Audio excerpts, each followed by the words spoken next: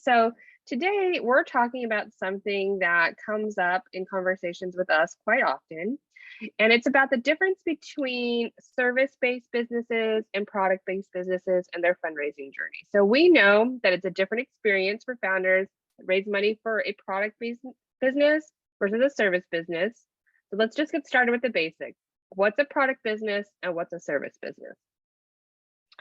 So product business are quickly understood, right? You have something, you're making something every day, that's what you're selling, right? And so product is when it's getting ready for fundraising is looking to buy more materials, it is looking to for more production equipment, it's the ability to make more widgets so they can sell more and grow the business.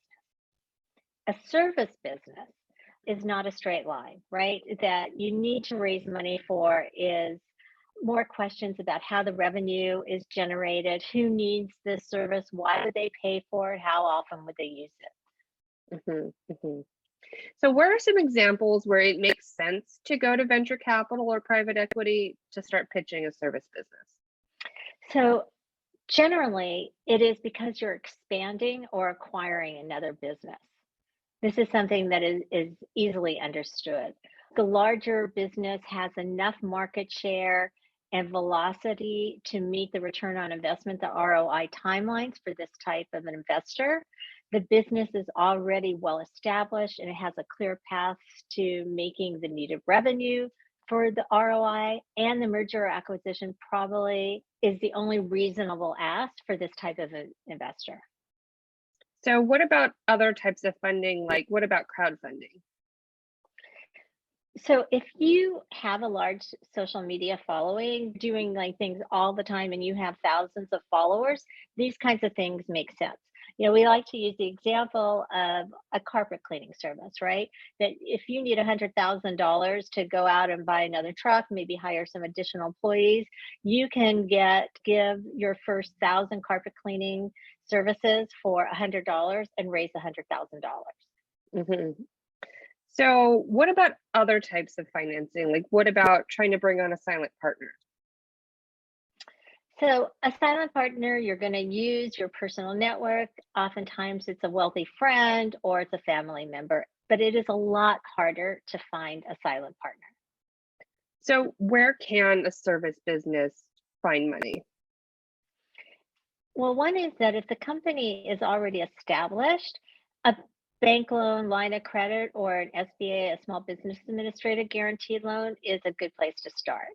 There's also private lending. You can get a certain amount of money up front against future and existing orders that you have. There's also, for any types of these things, you're usually going to need some form of collateral, ideally not your house, but whether it's the business equipment or other assets that you have that will guarantee the loan. So if you are trying to build a service business, what should you do? So one is analyze your business. What are not only the services that I'm providing, but is there a product that I can also additionally offer in that, right? Another way of generating in revenue for the company. And are there any types of partnerships that I can maybe leverage?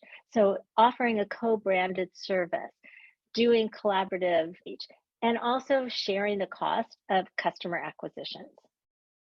So it sounds like what they call traditional financing or like going to the bank is what's best for service businesses. So how do those service businesses get ready for that kind of traditional financing? So for all businesses, you should be really on top of your monthly profit and loss statements, your P&L statements, and make sure that that's all up to date.